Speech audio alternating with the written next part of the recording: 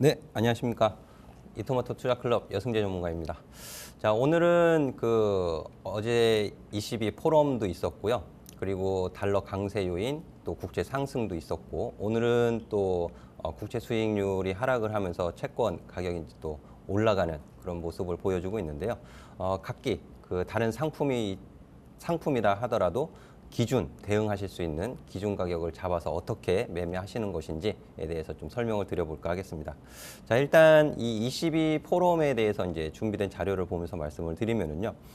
파웰 연준 의장 같은 경우에는 이 경기 개선을 표명을 했죠. 그리고 점진적인 금리 인상, 기조 유지 이런 주장을 했고, 여기서 좀 스트롱이라는 단어를 쓰면서 좀 강한 어조의 좀 발언을 했는데요. 이런 부분들이 달러 강세 및 국채 금리 상승 요인으로 작용을 했었죠. 이런 부분들이 있었고, 또 드라기 그리고 구로다 총재 같은 경우에는 이 무역 분쟁, 경기에 대한 불확실성, 그리고 구로다 총재 일본 경제에 간접적인 부담이 된다라는 부분을 좀 언급을 했습니다. 자, 이 부분에서 좀 짚고 넘어가게 되면은 파웰 연준 의장과 드라기 22 총재 그리고 구로다 BOJ 총재 이런 부분들이 각기 이해관계가 좀 틀리죠. 미국과 유럽 그리고 중간적인 일본 그리고 호주 총재도 발언이 있었는데 파웰 연준 의장을 제외한 나머지 중앙은행 총재들은 조금 더 무역 분쟁의 우려를 조금 더 강조를 해서 언급을 했었고, 파웰 연준 의장 같은 경우에는 트럼프 대통령을 의식했는지는 모르겠지만은 통상 정책에 대해서는 조금 목소리를 낮추는 듯한 언급을 좀 있었습니다. 그러니까 이런 부분들이 드라기 총재나 구로다 총재 그리고 파웰 연준 의장이 무슨 말을 했는지는 언론 보도를 통해서 다 알 수 있는 부분이죠. 근데 이 무슨 말을 했는지, 왜 이런 말을 했을까? 여기서 그거를 분석하시라는 뜻이 아니고 중요 인사들이 이런 언급을 했을 때 시장은 어떻게 반응을 보일 것인가에 대해서 조금 더 포인트를 가지고 보실 필요가 있다라고 좀 강조의 말씀을 드리겠는데요. 이런 달러 강세 요인 그리고 국채 가격, 국채 금리의 변동성 이런 부분들이 시장에서 위험을 회피하고 싶은지 아니면 또 안전자산을 선호하고 싶은지 위험자산을 또 선호하고 싶은지 이런 투자 심리 변화 이런 부분들을 따라서 상품을 선택하고 또 포지션을 정하게 된다라는 부분인데요. 자, 지금 이 미국과 중국의 무역 분쟁과 이제 투자 심리에 대해서 말씀을 드리면은 지난 3월에 중국 국가통계국에서 발표한 내용이 있습니다. 이 중국 GDP, 중국 경제 GDP 성장률이 2017년도에 세계 경제 총량의 15%를 차지하고 있다. 이런 부분들. 그리고 이 세계 경제 성장의 30%를 성장 엔진으로 자리매김을 했다. 세계 2위로 올라섰다. 이런 자신감을 표명을 했었습니다. 그런데 이런 15%, 30% 이런 수치가 중요하다기보다는 중국이 그만큼 글로벌 경제에서 차지하고 있는 비중이 날로 늘어나고 있다라는 부분이죠. 그 부분을 미국은 또 견제를 당연히 할 수밖에 없는 또 그런 흐름이 또 예상을 해볼 수가 있는 부분이 되겠고요.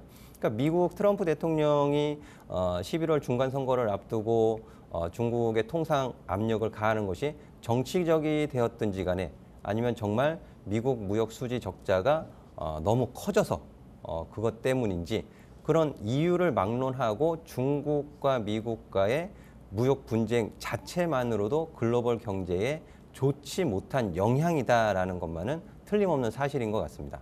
자, 여기에서 그러면 위험자산, 이 불확실성이 증시에서 가장 싫어하는 것은 불확실성이잖아요. 불확실성이 부각이 되면 안전자산을 선호하는 심리가 작용을 하게 되겠죠. 그러면 시장에서 가장 대표적인 안전자산은 금, 그리고 달러를 들 수 있겠는데요. 채권, 이런 상품을 들 수가 있겠는데, 그러면 지금 이제 보시는 달러, 이 인덱스 차트를 보시면은, 왼쪽 끝에 있는 5월 14일에 저가를 가장 최근 이제 차트만 제가 좀 보여드리는 겁니다.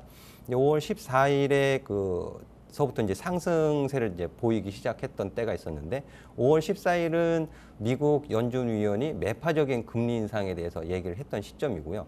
그리고 5월 말 부분까지는 미국의 금리 인상 이런 부분들에 따라서 달러가 강세를 보이는 그런 흐름을 보였었습니다. 하지만 5월 30일서부터 이제 달러가 살짝 약세로 돌아가는 흐름을 보였었는데 이 당시에는 ECB의 또 긴축 가능성이 제시가 되면서 달러 약세를 보였던 것이죠. 그러니까 달러가 안전자산에 대한 그 회피 이런 부분이 아니라 유로의 영향을 받았다라는 부분이고요. 그럼 가장 최근에 이제 6월 14일 날 달러의 강세가 일어나게 되죠. 근데 FOMC 통화정책 금리 인상 이후에 시장은 ECB 통화정책 회의를 주목하기 시작을 했고요. ECB 통화정책에서 금리 인상 그리고 9월까지의 자산 매입 규모 유지 그리고 10월, 12월까지 자산 매입 규모 축소 이런 부분들 결과를 발표하면서 시장에서는 유로화에 대한 실망 이런 부분들이 따르면 유로화의 급락이 진행이 되고 달러의 강세가 진행이 됐는데 자, 이 부분이 한국 증시에는 좋지 못했다라는 부분이죠. 그러니까 증시에서 유럽 증시는 ECB 통화정책 회의 이후에 상승하는 모습을 보였지만 한국 증시는 똑같은 내용이지만 유럽 증시는 상승을 했지만 한국 증시는 하락을 했단 말이에요. 그럼 한국 증시에서 뭐를 더 중요하게 봤느냐? 달러 강세가 안 좋을 것이다. 유럽의 그 금리 인상 내년 여름까지 유지는 우호적인데 어느 것을 더 중요하게 볼지는 투자자 입장에서는 모르는 거죠. 잘못 분석을 하면은 그것만큼 더 큰 실수를 범할 수 있는 건데 대신에 시장이 어떻게 반응하는지 파악을 해보자 이런 부분들 좀 강조해서 말씀을 드리는 건데요. 이 원달러 환율이 6월 초서부터 이제 급변동을 보이게 됩니다. 이런 부분 환율의 급변동은 또 외국인 수급 주체로 하여금 굉장히 또 싫어하는 그런 흐름이거든요. 이렇게 되면은 일단 기본적인 베이스는 외국인 투자자 입장에서는 원달러 환율의 급변동은 부정적이다라는 부분을 좀 깔고 들어간다면은 이 저번 주 목요일 날 제가 이제 보여드렸던 차트입니다. 코스피 지수 차트가 6월 1일, 6월 달에 시초가를 형성한 6월 1일의 종가를 훼손시키는 흐름은 좋지 못하다라고 말씀을 드렸어요. 이 가격에 대한 기준, 그러니까 ECB 통화정책 회의와 그 달러 강세 이 둘 중에 시장은 어느 거에 더 중점을 둘 것이냐? 그 달러 강세가 한국 증시에 더 안 좋다라고 판단을 시장이 내려준 거죠. 그러다 보니까 6월 1일에 시초가가 훼손을 당하는 그런 흐름이 발생이 됐고 지속적으로 이렇게 약세 흐름이 발생이 됐는데 참 기준이 있습니다. 증시에서는 매수를 해서 수익을 내시는 구조잖아요. 근데 한국 증시가 이렇게 하락세를 보이니까는 매수할 만한 신호가 없었다라는 뜻이 되겠죠. 대신에 해외 상품 같은 경우 그 해외 선물 상품 같은 경우에는 반대 포지션에 있는 상품을 매도 진입을 하셔도 되고 또 달러 같은 경우에는 매수 진입을 하셔도 되는 신호가 발생이 됐는데 그 기준이 시가와 종가에 있다라는 부분이 되겠죠. 그래서 보시면 코스피 지수를 조금 확대해서 보시면은 2438포인트 선을 이탈하면서 지속적으로 하락세, 약세 흐름을 나타냈고 오늘도 장중 흐름이 좀 안 좋게 전개가 되어졌던 부분인데요. 지금 6월 19일에 음봉 시초가를 회복하는 흐름이 전개되지 않는 이상 코스피 지수는 약세가 좀 더 이어질 수 있다는 부분 좀 잘 기억을 해주시면 좋을 것 같고요. 그러면 이 가격 대응 기준에 있어서 좀 전에 이제 유로 같은 경우에는 제가 자료 준비할 때에는 음봉이었어요. 오늘.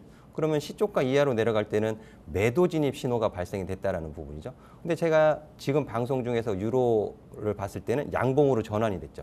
그럼 시초가 위로 올라서면서는 매수 진입 신호가 이제 발생이 된 거죠. 오늘 두 번의 트레이딩 자리가 있었다. 시초가를 기준으로 해서 그런 부분들을 좀 말씀을 드릴 수가 있겠고, 그럼 호주 달러도 마찬가지입니다.